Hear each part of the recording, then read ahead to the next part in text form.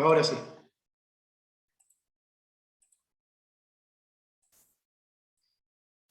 Muy bien, hermanos, el tema de esta oportunidad, de esta noche, tiene que ver con la hora del juicio. Es porque así comienza el tema de los mensajes de los tres ángeles, que es el mensaje que ustedes y yo tenemos que estar predicando ahora. La semana pasada le dimos una buena vuelta de tuerca a este asunto, y el tema de hoy, ustedes saben que al hablar de la hora del juicio, al hablar de la profecía de los 2300 días, de las 70 semanas, hay que prestar mucha atención y estamos metiéndonos en temas complejos, quizás en los temas más delicados y que requieren mayor atención, mayor profundización. Ya para la semana que viene vamos a estar entrando a otros temas que no son tan complejos, así que los felicito por la valentía de estar ahora y por el deseo de aprender, de refrescar, de recordar, de reafirmar estas cosas que forman parte de la identidad de nuestra iglesia. Así que como pasamos la semana pasada, si hubiera algún comentario y demás, no hay problema que se lo pueda hacer, solo activen el micrófono porque yo no los estoy viendo. Y había un video, así como les decía Ramón, que les voy a volver a dejar, incluso lo voy a dejar en la descripción del link que va a quedar en YouTube, para que se vea que es sobre el fundamento que tenemos para establecer el año 457 a.C. como el puntapié inicial de las profecías de las 70 semanas y de los 2300 días. Así que hoy no vamos a tocar ese tema porque ya lo toqué en aquel otro video cortito que les envié, así que espero que revisen después el mensaje que contiene el link, porque ahí, el link del Zoom, porque ahí está también el enlace para ese pequeño video. Así que vamos a entrar. La motivación del mensaje de los tres ángeles es justamente la hora del juicio. Dice Apocalipsis 14, 6 y 7, vi volar por el medio del cielo a otro ángel que tenía el evangelio eterno para predicarlo a los moradores de la tierra, toda nación, tribu, lengua y pueblo, diciendo a gran voz: temed a Dios y dadle gloria, porque la hora del juicio ha llegado, y adorad a aquel que hizo el cielo y la tierra, el mar y las fuentes de las aguas. Por lo tanto, tenemos acá tres verbos que indican acciones, invitaciones de Dios a tomar acciones, que dicen acá: temed a Dios, dadle gloria y adorad al que hizo el cielo, la tierra, el mar y la fuente de las aguas. Y el por qué, la motivación, es que la hora del juicio ha llegado. O sea que el evangelio eterno, del cual hablamos la semana pasada, se predica a este mundo en los últimos días motivados con que el juicio comenzó.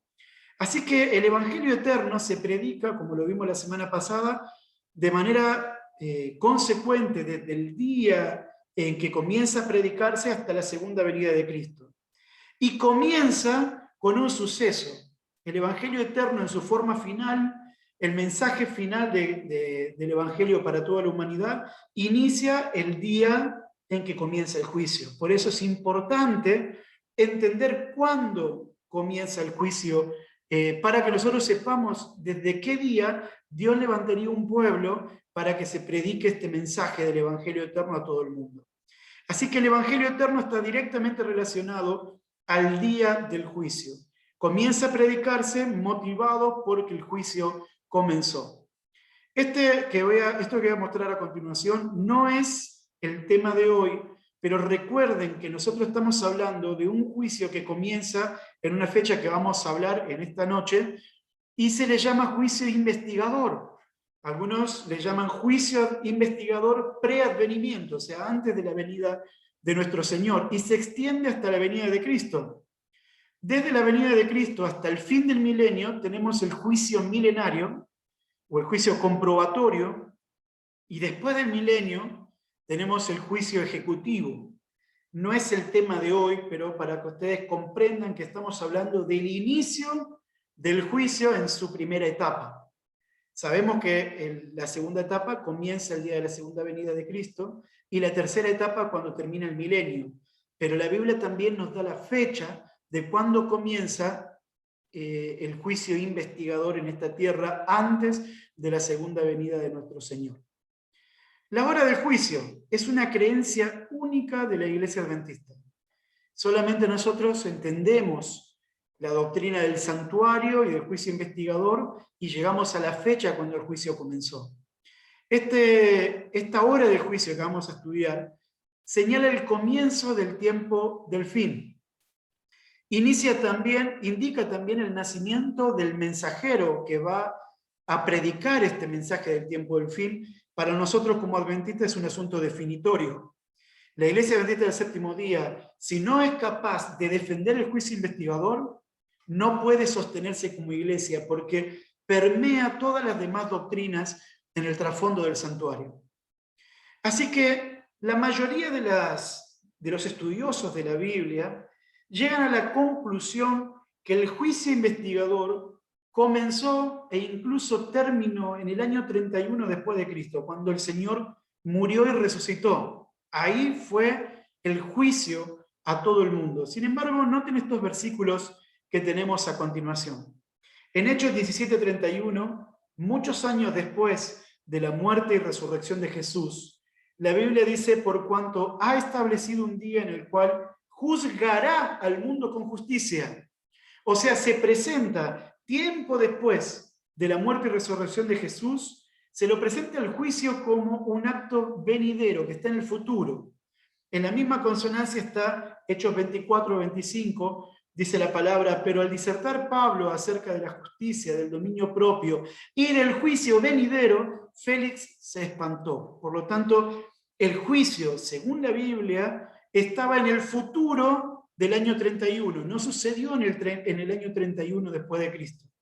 San Pablo en Romanos 2:16, en el día en que Dios juzgará por Jesucristo todos los secretos de los hombres, conforme a mi evangelio. Y un texto más en Romanos 14, porque todos compareceremos ante el tribunal de Cristo. Porque escrito está: vivo yo, dice el Señor, que ante mí se doblará toda rodilla y toda lengua confesará a Dios, de manera que cada uno de nosotros dará cuenta de sí.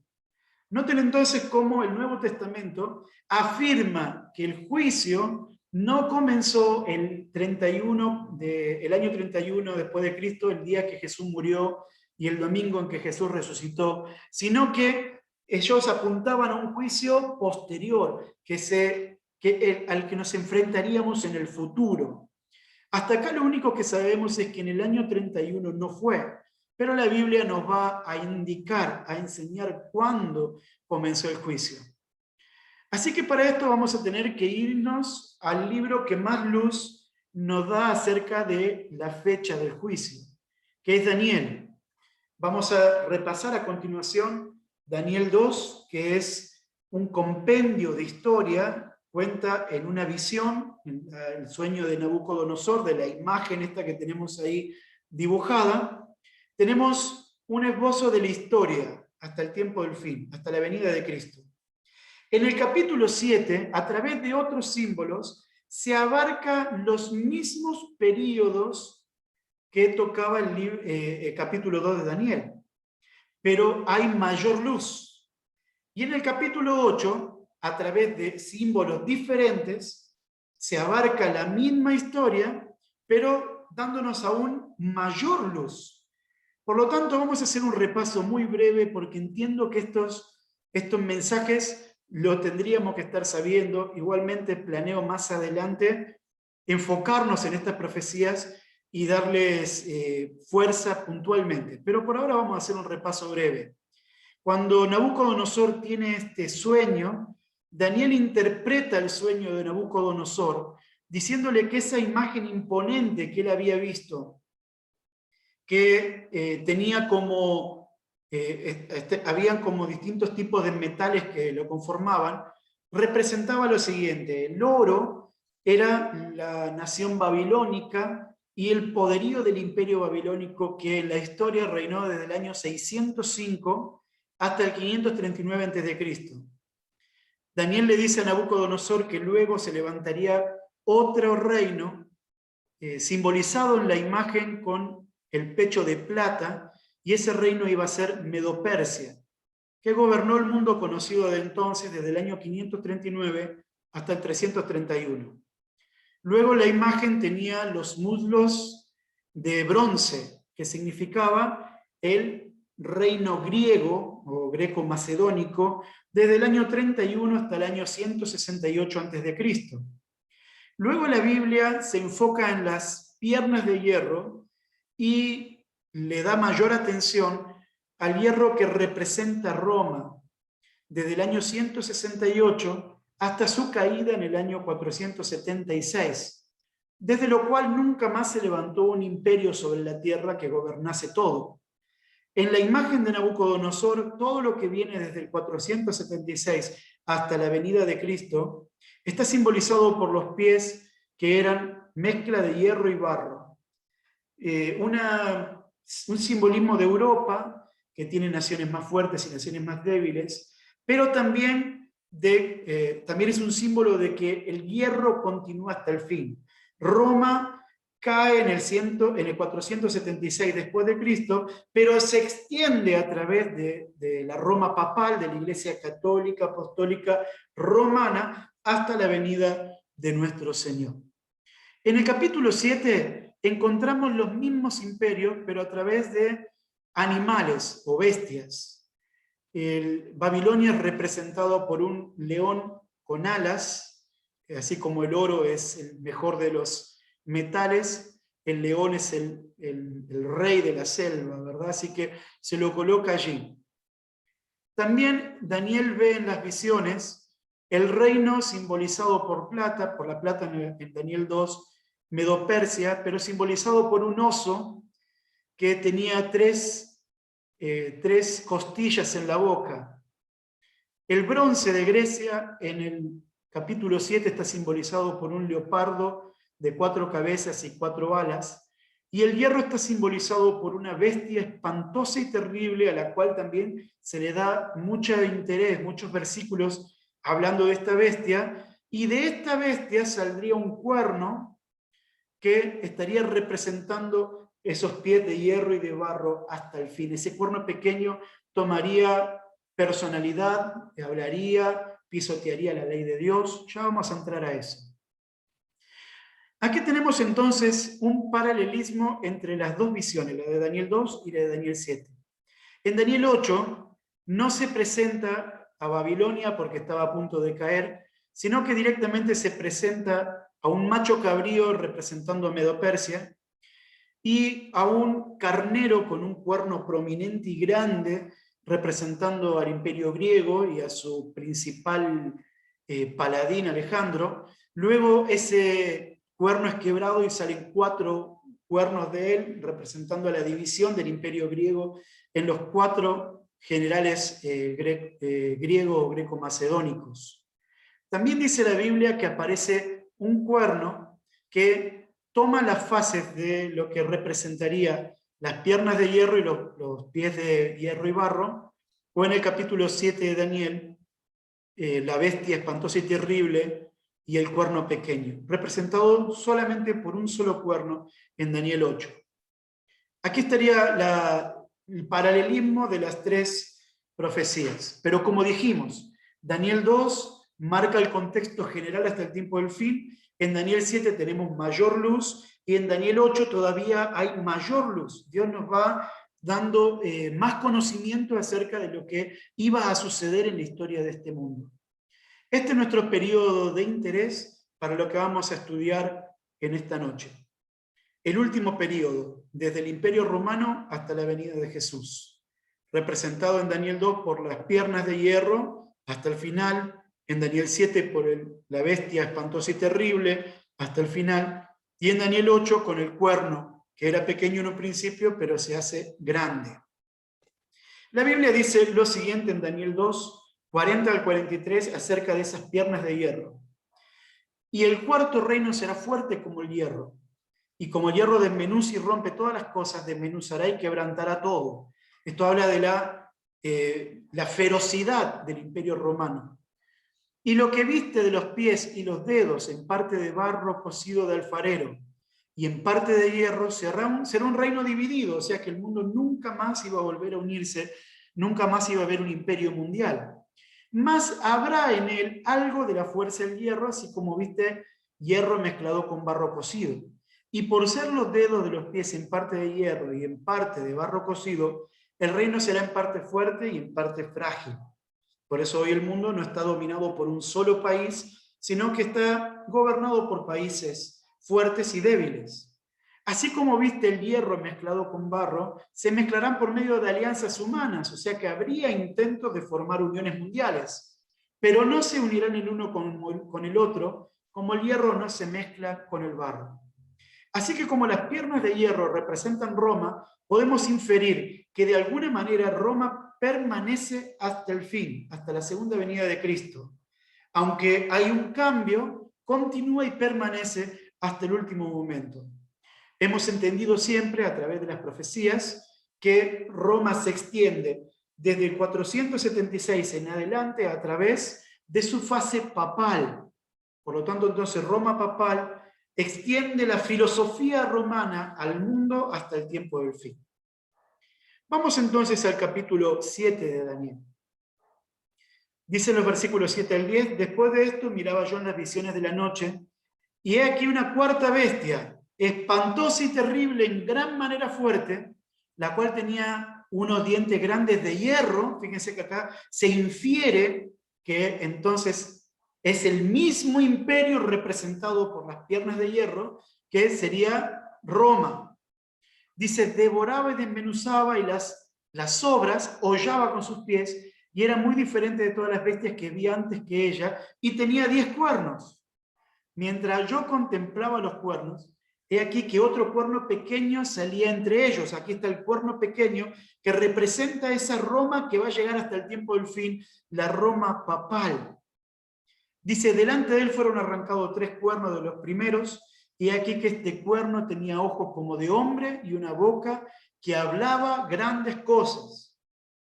Pero ahora viene lo que decíamos al principio. En Daniel 7 hay mayor luz que en Daniel 2, o sea, se nos va a ampliar la visión de la historia de la humanidad. Dice el versículo 9, estuve mirando hasta que fueron puestos tronos, y se sentó un anciano de día cuyo vestido era blanco como la nieve y el pelo de su cabeza como lana limpia. Su trono, llama de fuego, y las ruedas del mismo fuego ardiente.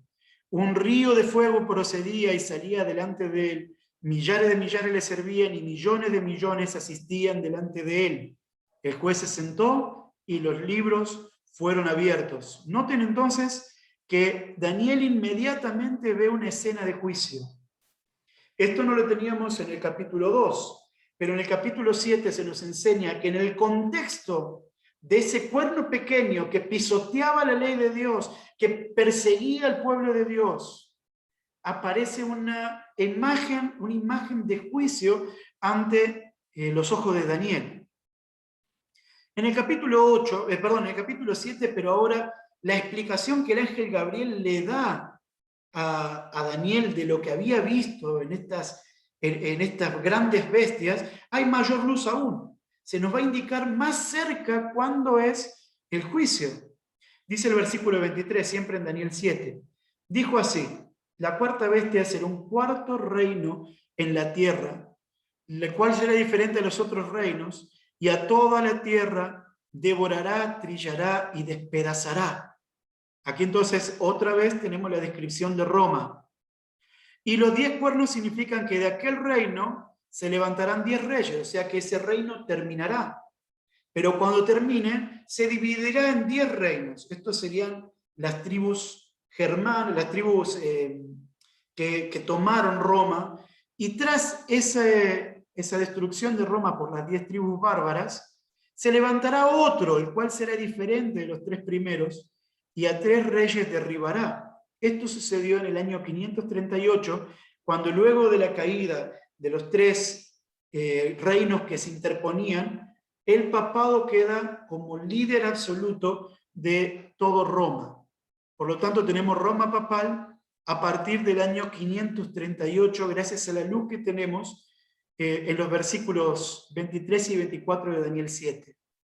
El texto dice en adelante, este cuerno pequeño hablará palabras contra el Altísimo y a los santos del Altísimo quebrantará, y pensará en cambiar los tiempos y la ley. Recuerden que durante este periodo, después de 538, la iglesia papal va a pisotear la ley de Dios, va a abolir el día sábado, va a quitar la justificación por la fe, va a pisotear la verdad y la ley de Dios la va a sacar. Entonces dice el texto, pensará en cambiar los tiempos y la ley, y serán entregados en su mano, o sea, la verdad y el pueblo de Dios, hasta tiempos y medio tiempo. No es el tema de esta noche, pero son los 1260 años, o 3 años y medio, día por año, nos lleva 1260 años, desde el año 538. Fin entonces de los 1260 años fue en 1798, cuando el general Berthier, al mando de Napoleón Bonaparte, va hasta el Vaticano y toma cautivo al Papa de turno. El versículo 26 entonces dice, pero se sentará el juez y le quitará su dominio para que sea destruido y arruinado hasta el fin. Así que entonces miren la luz que nos va dando la palabra. Sabemos a través de estas profecías que vendría primero Roma, luego Roma dejaría de gobernar, atacada por esas 10 tribus bárbaras, pero un cuerno pequeño sobresaldría y Roma se extendería hasta el fin a través de la Roma papal. Durante 1260 años pisaría la ley de Dios, desde el año 538 hasta el 1798. Y luego del año 1798, el versículo 26 nos vuelve a llamar la atención a esa escena de juicio. Así que tenemos mayor luz en la explicación que Gabriel le da a Daniel de esta profecía de Daniel 7. El capítulo 8 nos va a entregar aún mayor luz acerca de cuándo va a ser ese juicio. Dice Daniel 8, versículo 9 en adelante, y de uno de ellos salió un cuerno pequeño que creció mucho al sur. Recuerden que acá Roma no está simbolizado por una bestia, sino por un cuerno. Dice que ese cuerno tiene una etapa política porque crece mucho hacia el sur, hacia el oriente y hacia la tierra gloriosa. Ese es Roma, o Roma imperial. Versículo 10. Y se engrandeció hasta el cielo, hasta el ejército del cielo, y parte del ejército y de las estrellas echó por tierra y las pisoteó. Por lo tanto, entonces, la Biblia nos indica ahora una fase distinta de este imperio, ya no peleando contra países, extendiendo su imperio a través de la violencia, sino ahora engrandecido contra el reino de los cielos, pisoteando la ley de Dios y las estrellas del cielo. Esta es una indicación de la Roma papal. Versículo 11, aún se engrandeció contra el príncipe de los ejércitos y por él fue quitado el continuo sacrificio. La semana pasada entendimos que el sacrificio representa la intercesión de Cristo, él muriendo en nuestro lugar. Así, durante los años de la Edad Media se le quitó la Biblia a la gente, se les enseñó que no había salvación fuera de la iglesia, y todo eso está representado en el versículo 11 como aquel que quitó el continuo sacrificio. También dice, el lugar de su santuario fue echado por tierra. Versículo 12. A causa de la prevaricación, le fue entregado el ejército junto con el continuo sacrificio, echó por tierra la verdad e hizo cuanto quiso y prosperó. Entonces oí un santo que hablaba y otro de los santos preguntó a aquel que hablaba, ¿hasta cuándo durará la visión del continuo sacrificio, de la prevaricación asoladora, entregando el santuario y el ejército para ser pisoteados? Y acá encontramos el siguiente paso dentro de la luz que está dando la Biblia. La purificación del santuario, dice el versículo 14, y él dijo, hasta 2300 tardes y mañanas, y el santuario será purificado. Gloria a Dios, porque el Señor iba a resolver la historia del pisoteo de la verdad. Dios iba a restaurar la verdad, Dios iba a restaurar el santuario que estaba siendo pisoteado, para que la luz que encontramos en el santuario, las verdades que hoy nos distinguen, puedan ser levantadas en el tiempo del fin porque ya fueron pisoteadas durante más de 1000 años, más de 1200 años, y Dios ahora levanta un pueblo para mostrarle al mundo que el santuario ha sido purificado, está siendo purificado. Así que vamos a ver el paralelismo para terminar de entender un punto crucial. Tenemos acá Daniel 2, 7 y 8. Primeramente encontramos la descripción de Babilonia en Daniel 2 y en el 7, en el 8 no aparece Babilonia porque estaba a punto de dejar de ser imperio. Luego tenemos la descripción de Medo-Persia, en la estatua de Nabucodonosor, la plata, en Daniel 7 con las bestias, el oso, y en Daniel 8 el carnero. Luego tenemos la descripción de Grecia, a través del bronce, el leopardo y el macho cabrío. Luego tenemos Roma, representado por el hierro, luego por la bestia espantosa y terrible, y luego por un cuerno pequeño. En la siguiente etapa está descrita en Daniel 2 como Europa a través de los pies de hierro y barro, y esa nación que nunca se va a volver a unir, el mundo que no se va a volver a unir a través de un nuevo orden mundial, aunque van a intentarlo. Y entonces Daniel 7 habla acá de la Roma papal extendiéndose hasta el fin, y lo mismo también dice Daniel 8, refiriéndose al mismo imperio a través de la imagen de ese cuerno pequeño en una faceta ahora espiritual. Y entonces Daniel 7 dice que Daniel ve que se pusieron tronos y que comenzó el juicio. Esta etapa es paralela en Daniel 8 con la purificación del santuario. Por lo tanto, es fácil concluir que tanto el juicio como la purificación del santuario son lo mismo.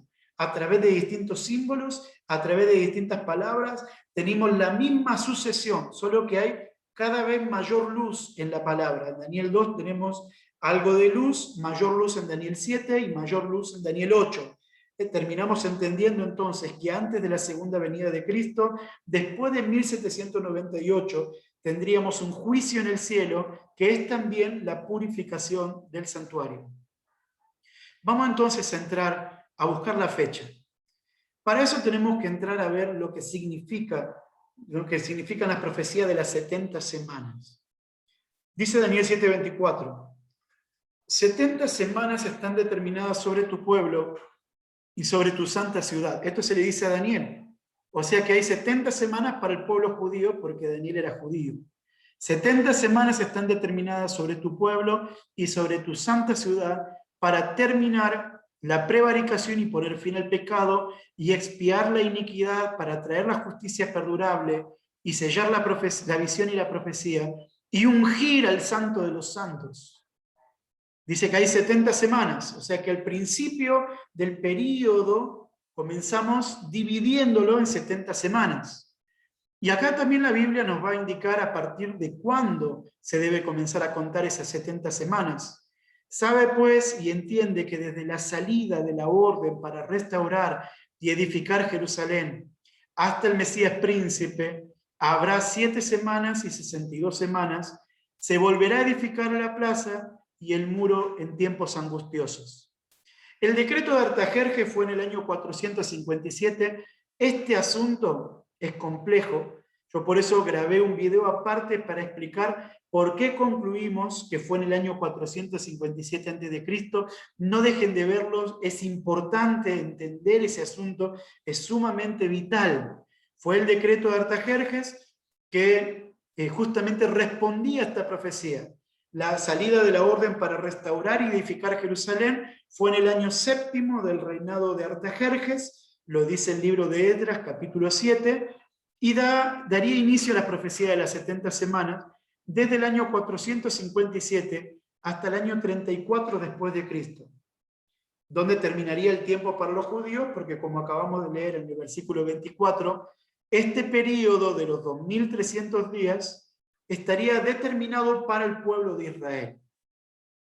Tenemos 70 semanas, que como cada semana tiene 7 días, nos equivaldría a 490 días o 490 años, porque en profecías un año es igual a un día. Yo ahí les dejo los textos, pero creo que ustedes ya han leído estos textos. Estos son 2 de los textos que nos pueden enseñar en la palabra cómo interpretar un día en profecía. Pero bueno, esos textos explican que en las profecías numéricas un día representa un año. Así que entonces, acá la explicación nos indica que las 70 semanas determinadas para los israelitas estarían divididas en 3 bloques. 7 semanas o 49 años, más 62 semanas o 434 años, y finalmente una semana más o 7 años. Si nosotros lo vemos, acá esos periodos que representan, vemos que el muro y la plaza que se iban a restaurar en tiempos angustiosos, terminaron después de los primeros 49 años, en el año 408 antes de Cristo. Desde ahí tenemos que sumar 434 años más, que son 62 semanas. Y nos lleva hasta el año 27 después de Cristo, cuando se ungiría el Mesías. La palabra ungir es la palabra para Mesías. Jesús se bautiza e inicia su ministerio en el año 27 después de Cristo. La Biblia continúa diciendo, después de las 62 semanas, o sea, el segundo bloque, cuando terminara el periodo de 434 años, en el 27 después de Cristo, dice el texto, se quitará la vida al Mesías, mas no por sí. Y el pueblo de un príncipe que ha de venir destruirá la ciudad y el santuario, y su fin será con inundación, y hasta el fin de la guerra durarán las devastaciones. Y por otra semana, esta es la última, la que completaría las 70, por otra semana confirmará el pacto con muchos. A la mitad de la semana hará cesar el sacrificio y la ofrenda, o sea que la última semana se divide también por la mitad, o sea que los últimos 7 años no se cuentan de una vez, sino que primero se cuentan 3 años y medio. Y dice que a los 3 años y medio, dice acá, se quitaría la vida el Mesías, en la figura de que cesará el sacrificio y la ofrenda.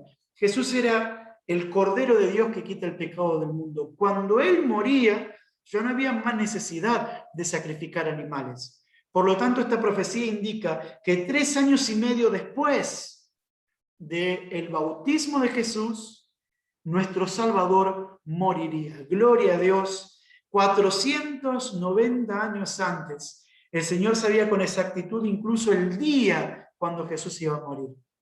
Acá entonces, a la mitad de la semana, Jesús muere en el año 31, y en el año 34 terminaría entonces el periodo de las 70 semanas o 490 años. Releo entonces y finalizo el versículo 27. Y por otra semana confirmará el pacto con muchos, esta es la última. A la mitad de la semana hará cesar el sacrificio y la ofrenda, Jesús moriría, y después con la muchedumbre de las abominaciones vendrá el desolador hasta que venga la consumación y lo que está determinado se derrame sobre el desolador. Eso vendría después. Así que tenemos un periodo impresionante.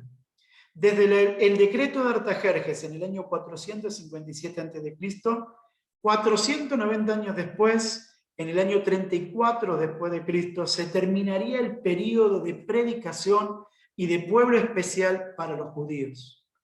En el año 34 muere Esteban, el primer mártir cristiano, y a causa de la persecución, los apóstoles tuvieron que salir de Jerusalén e ir a predicar el mensaje a todo el mundo. Ya el mensaje no era de los israelitas, sino era de los cristianos. Y de esa manera esta profecía se cumplió literalmente por la gracia del Señor. Cada vez que uno estudia los detalles de esta profecía, queda asombrado por ver cómo la mano de Dios está guiando la historia. Nada sucede sin que Dios la tenga en cuenta. Dios no conoce ni premura ni demora. Dios nunca se atrasa, Él siempre llega a tiempo. Justo en el día que tenía que suceder, se firmó el edicto de Artajerjes. 490 años después, Cristo terminaría de trabajar a través de los judíos. Media semana antes, o sea, 3 años y medio de ese periodo, antes de ese periodo, del fin de ese periodo, Cristo moriría por toda la humanidad, y todo lo que sucedió con un propósito. Nadie lo mató a Cristo, Cristo dio su vida. El Señor no fue violentado porque Él no lo pudo evitar, sino que Él lo permitió. Guió la historia para que todo suceda cuando tenía que suceder. Vamos entonces a la fecha del juicio, porque lo que acabamos de ver es un indicativo de que el año 457 es una fecha fidedigna para contar a partir de allí el día cuando el juicio comienza. Dice Daniel 8, del 11 al 14. Aún se engrandeció contra el príncipe de los ejércitos y por él fue quitado el continuo sacrificio, y el lugar de su santuario fue echado por tierra. Y a causa de la prevaricación le fue entregado el ejército junto con el continuo sacrificio. Y echó por tierra la verdad e hizo cuanto quiso y prosperó.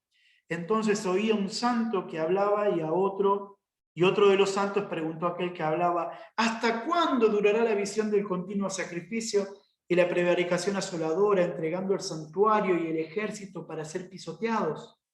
Y él dijo: hasta 2300 tardes y mañanas, y luego el santuario será purificado. Vamos entonces a contar. Dice así la historia: en el año 457 comienza el decreto de Artajerjes. La primera parte de los 2300 años está determinada para los judíos, 490 años. Y en esos 490 años está profetizada la fecha del bautismo de Jesús, de la muerte de Jesús y del fin del tiempo para los judíos. Entonces, a partir de ahí tenemos que contar 1810 años más, que son los que nos faltan, para completar 2300 años. Y esto nos lleva al día en que comenzó el juicio en el cielo o la purificación del santuario. 2310 años después, la fecha que la palabra nos indica es el año 1844 después de Cristo. Gloria a Dios, yo me emociono cuando veo estos temas. Me siento muy feliz de que Dios nos haya dado esta luz, que mientras tantos dudan de la palabra, nosotros vemos el cumplimiento ante nuestros ojos. La historia es testigo del cumplimiento profético. Nos enseña con exactitud, con la cronología correcta, cuándo incluso comenzó el juicio en el cielo, el mismo día en que el Señor entra en el lugar santísimo en el reino de los cielos. Es impactante y es maravilloso, pero es también para nosotros una tremenda responsabilidad. ¿Por qué? Recuerden que nuestra iglesia nació por esta profecía. Cuando Guillermo Miller, más o menos por el año 1830, estudió el libro de Daniel, llegó a la comprensión de lo que acabamos de estudiar. Él entendió que en 1844 se cumplía la profecía. Lamentablemente malinterpretó el evento. Dijo que esa purificación del santuario, ese juicio de Dios, era la segunda venida y que la purificación era la tierra envuelta en fuego. Así que comenzó a predicar que en el año 1844, específicamente el 22 de octubre, finalmente se determinó esa fecha, 22 de octubre de 1844, Cristo vendría a la tierra. Y saben, mis hermanos, que la predicación fue impresionante. Al principio él comenzó predicando tímidamente en alguna iglesia, en alguna otra, pero luego Heinz, un pastor muy intrépido y con muchas ganas e influencia, empezó a abrir las puertas a las iglesias más grandes de Estados Unidos para que las personas oyeran el mensaje, que en esos tiempos era la verdad presente. Cristo viene, y viene el 22 de octubre de 1844. La predicación fue increíble. Se juntaban miles de mileritas o adventistas, porque creían en el advenimiento del Señor, a escuchar el mensaje, a profundizar en las profecías y a donar. Incluso vendían sus propiedades para poder extender el mensaje, imprimir y continuar contándole a todas las personas que Cristo venía. El impacto fue enorme. Miles se convirtieron, fueron expulsados de las iglesias a las que pertenecían por abrazar la esperanza de la profecía de Daniel. Era hermoso. Y saben que este movimiento está profetizado en la palabra. En Apocalipsis capítulo 10, dice la Biblia: vi descender del cielo a otro ángel fuerte envuelto en una nube, con el arco iris sobre su cabeza, y su rostro era como el sol, y sus pies como columnas de fuego, y tenía en su mano un librito abierto. Cuando yo era chico, mi tío me regaló una Biblia, Y este era mi versículo de memoria. No lo entendía para nada, pero me encantaba la figura de ese ángel, que con el tiempo en ir estudiando entendí que no es cualquier ángel, sino que es el mismo Salvador, el mismo Jesús. Dice acá que tenía en su mano un librito abierto. Si la Biblia nos enseña que ese librito está abierto, es porque antes no lo estaba cerrado. Y cuando uno busca en la Biblia cuál es el único libro que está cerrado, en realidad no encuentra mucho. Solamente existe un libro en la Biblia que estaba cerrado o sellado hasta el tiempo del fin. Vamos a leer esto. Daniel capítulo 12 dice, pero tú, Daniel, cierra las palabras y sella el libro hasta el tiempo del fin. Muchos correrán de aquí para allá y la ciencia aumentará. O sea que este libro quedaría cerrado hasta el tiempo del fin. El día que este librito se abriera es porque el tiempo del fin habría llegado. Y entonces acá tenemos un indicio de cuál es el libro de la Biblia que estaba sellado o cerrado. Sin embargo, cuando uno lee el libro de Daniel, entiende que no todo el libro está cerrado. Porque Daniel 1 cuenta la historia de cuando Daniel y sus amigos fueron fieles en la alimentación, eso no está cerrado. Daniel 2 cuenta la imagen de Nabucodonosor y está la explicación, no está cerrado. Daniel 3 nos habla de la historia de los jóvenes en el horno de fuego, ese capítulo no está cerrado. El capítulo 4, 5 y 6 tampoco. El capítulo 7, Gabriel baja a explicarle la visión a Daniel. Por lo tanto, ese capítulo tampoco está cerrado. Uno entiende que la profecía de Daniel que está cerrada, o que estaba cerrada, que estaba sellada, es la profecía de Daniel 8, la de las 2300 tardes y mañanas. Fíjense que la Biblia misma lo dice. Daniel 8, 17 y el versículo 26. Vino luego cerca de donde yo estaba y con su venida me asombré y me postré sobre mi rostro, pero él me dijo, entiende, hijo de hombre, porque la visión es para el fin, para el tiempo del fin. Versículo 26.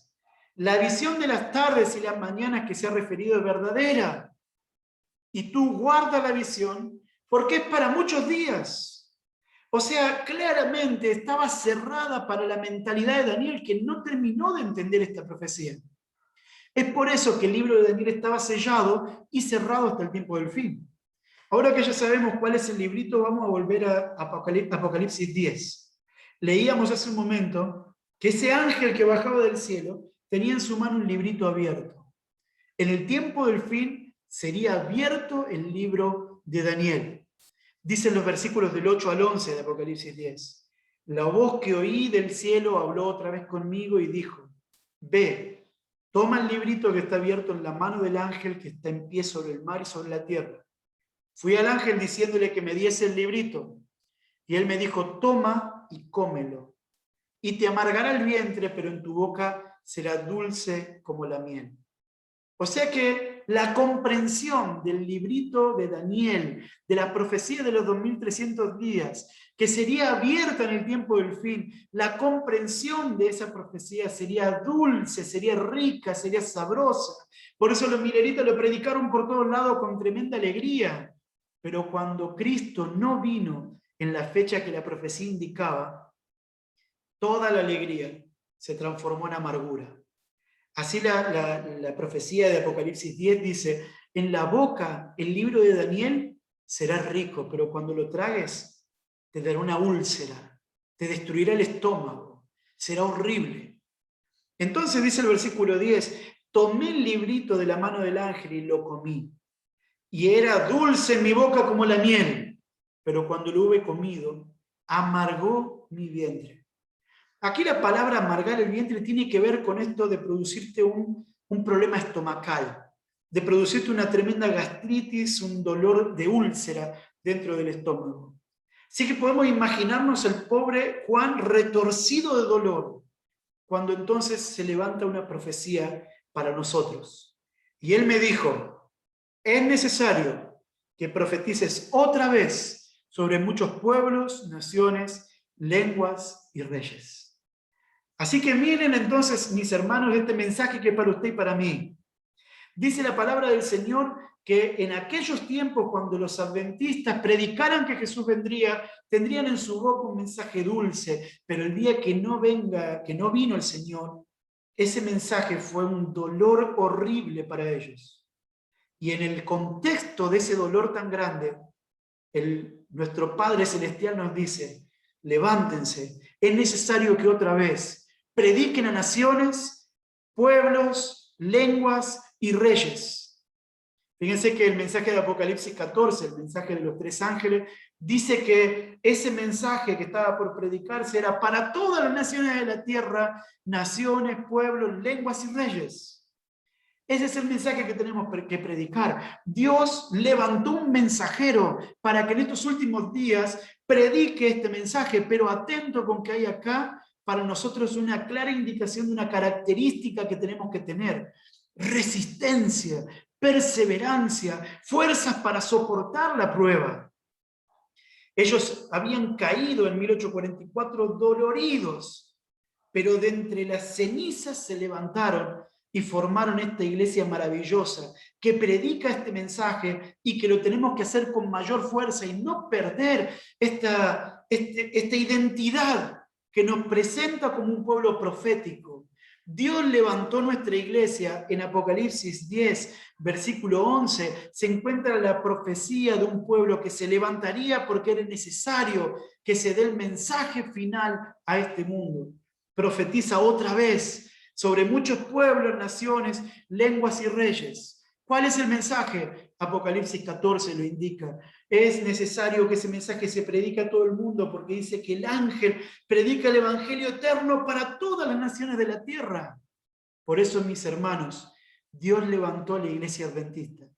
La levantó de entre las cenizas, no porque éramos los mejores, sino porque éramos un pueblo caído, y Dios nos dice: arriba, es necesario que levantes otra vez la voz de la profecía, prediques otra vez a muchas naciones, pueblos, lenguas y reyes. Vamos a cerrar el mensaje de esta noche. Lo que podemos decir primeramente es: gloria a Dios, porque su palabra es segura. Su palabra es completamente segura. Hoy repasamos una prueba empírica, clara, que nos indica la veracidad de la palabra de Dios, presentando con total exactitud incluso el bautismo, la muerte de Jesús y la muerte del primer mártir. Así como tenemos anclada la profecía en esa época, podemos conocer que en 1844 Cristo comenzó el juicio en el cielo, cuando entró a purificar el santuario celestial. El juicio investigador entonces comenzó en 1844. Con él también comenzó el tiempo del fin.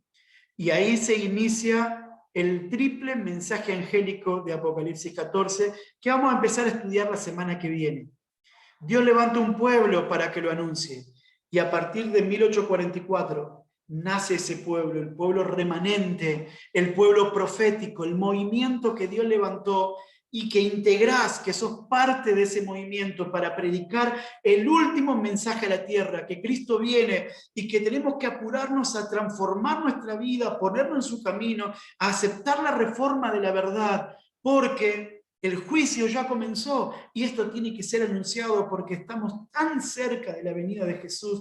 Ya han pasado más de 150 años desde el día en que ese juicio comenzó en el cielo, y pronto podría terminar. Nosotros somos los últimos que quedamos, el último resto del pueblo remanente, los que guardan los mandamientos de Dios y tienen la fe de Jesús. Entre nosotros, hermano, entre ustedes y yo, tenemos el deber sagrado, el tremendo privilegio y esa gran responsabilidad de presentar este mensaje a nuestro mundo caído, perdido. Por eso, Pastor, mis hermanos, a nosotros Dios nos ha dado este privilegio. Creo que hay alguien que me estaba por hacer una pregunta. sí, en conclusión, nuestra identidad es profética, entonces, como iglesia. Exactamente, acabamos de encontrarlo en la palabra. Como respuesta a la caída lamentable del grupo que en 1844 predicaba el libro de Daniel, Apocalipsis 10 nos dice que ese librito iba a ser en el estómago un dolor terrible. Pero una vez que lo hubieran comido, cuando el dolor era el más grande, Dios le iba a decir a ese pueblo: levántense y profeticen a toda nación, tribu, lengua y pueblo.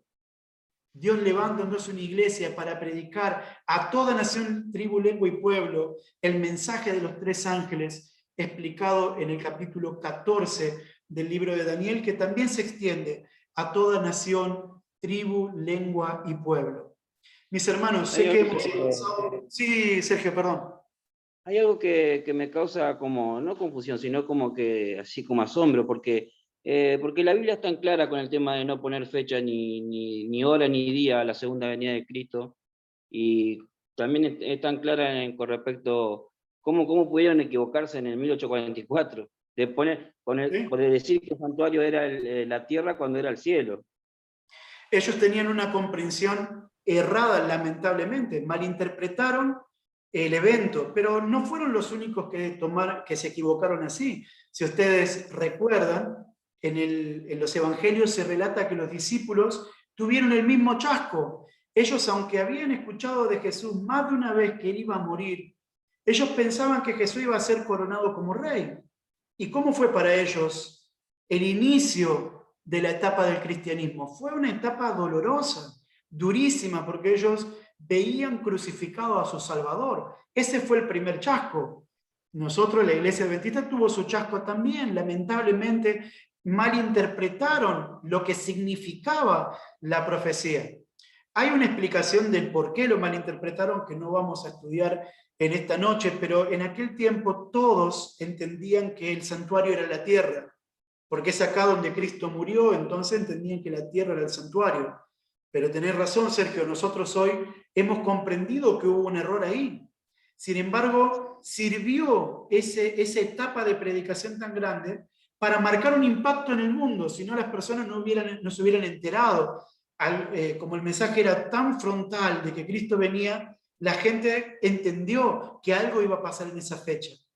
Gracias a Dios, hubieron personas que continuaron estudiando y llegaron a la conclusión de que la fecha era correcta, pero le habían errado a lo que la Biblia enseñaba. Comprendieron entonces con el paso del tiempo lo que vimos en nuestro primer mensaje, que Cristo pasaba del lugar santo al santísimo, que Cristo comenzó la etapa de juicio en el cielo.